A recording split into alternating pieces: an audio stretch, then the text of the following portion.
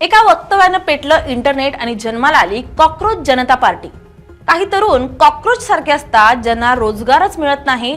काही मीडिया बनतात, काही सोशल मीडिया ऍक्टिव्हिस्ट बनतात, काही आरटीआय ऍक्टिव्हिस्ट बनतात आणि मग सिस्टमवर हल्ला करू लागतात। हे समाजातील परिजीवी आहेत। भारताचे सरन्यायाधीश सूर्यकांत यांनी सर्वोच्च न्यायालयात वरिष्ठ वकिलांच्या पदनाम आणि बनावट कायद्याच्या पदव्यांशी संबंधित सुनावणी दरम्यान हे वक्तव्य केले।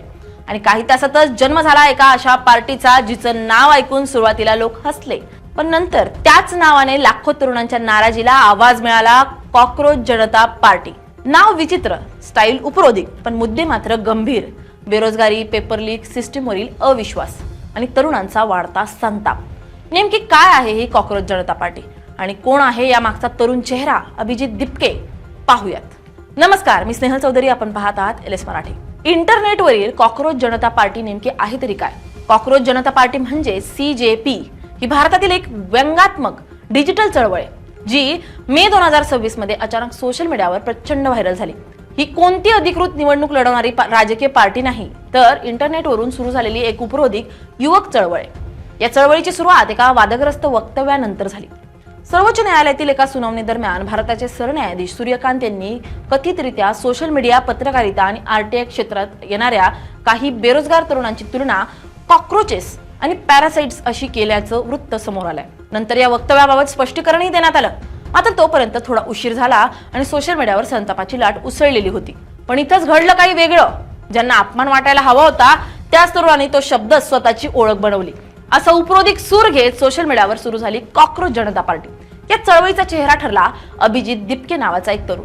महाराष्ट्रातील छत्रपती संभाजीनगरचा रहिवासी असलेला अभिजित दिपके हा digital content creator, political communication strategist आणि सोशल मीडिया कॅम्पेनर म्हणून ओळखला जातो। अभिजितनं पुण्यात पत्रकारिता शिक्षण पूर्ण केलं, त्यानंतर तो अमेरिकेत गेला आणि बॉस्टन युनिव्हर्सिटी मधून पब्लिक रिलेशन्स मध्ये मास्टर्स डिग्री पूर्ण केली। डिजिटल मीडिया, नरेटिव्ह बिल्डिंग आणि पब्लिक मेसेजिंग या विषयांमध्ये त्यानं विशेष अभ्यास केला। अमेरिकेत शिक्षण घेत असतानाही अभिजित भारतीय राजकारण आणि सोशल मीडिया ट्रेंड्स मध्ये सक्रिय होता। 2020 ते 2022 दरम्यान त्यानं आम आदमी पार्टीच्या सोशल मीडिया टीम सोबत काम केलं होतं। विशेषतः 2020च्या दिल्ली विधानसभा निवडणुकीत वापरण्यात आलेल्या मीम कॅम्पेनिंग मध्ये त्याचं नाव चर्चेत आलं होतं। 16 मे 2026 रोजी बॉस्टन मध्ये ग्रॅज्युएशन साजरी करत असताना अभिजितनं भारतातील या वादग्रस्त वक्तव्याबद्दल वाचलं। त्यानंतर त्यानं एक्स म्हणजेच ट्विटरवर एक साधा गुगल फॉर्म पोस्ट केला आणि लिहिलं, सर्व कॉकरोचांचं स्वागत आहे। सुरुवातीला हा फक्त एक उपरोधिक जोक मानला गेला, पण काही तासातच हजारो तरुणांनी त्या फॉर्मवर नोंदणी सुरू केली। 72 तासात या पार्टीला 1 लाखांहून अधिक डिजिटल साइनअप्स मिळाले। कॉकरोच जनता पार्टीची स्टाईल पूर्णपणे व्यंगात्मक असून त्याची टॅगलाईन आहे voice of the lazy and unemployed, म्हणजेच आळशी आणि बेरोजगारांचा आवाज। पार्टीच्या साइनअप फॉर्म मध्येही विनोदी अटी ठेवण्यात आल्यात, जसं की क्रॉनिकली ऑनलाईन असणं आवश्यक, प्रोफेशनल रँटिंग येणं गरजेचं। मात्र या उपरोधामागे काही गंभीर मुद्देही मांडले गेले।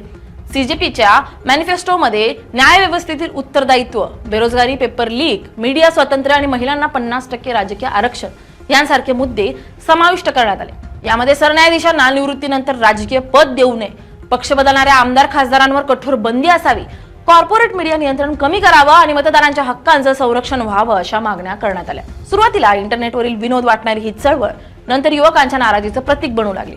अनेक राजकीय नेत्यांनीही सोशल मीडियावर या ट्रेंडवर प्रतिक्रिया दिल्या। काहींनी मजेत पार्टीमध्ये प्रवेश घेतल्याचा पोस्टही केलाय।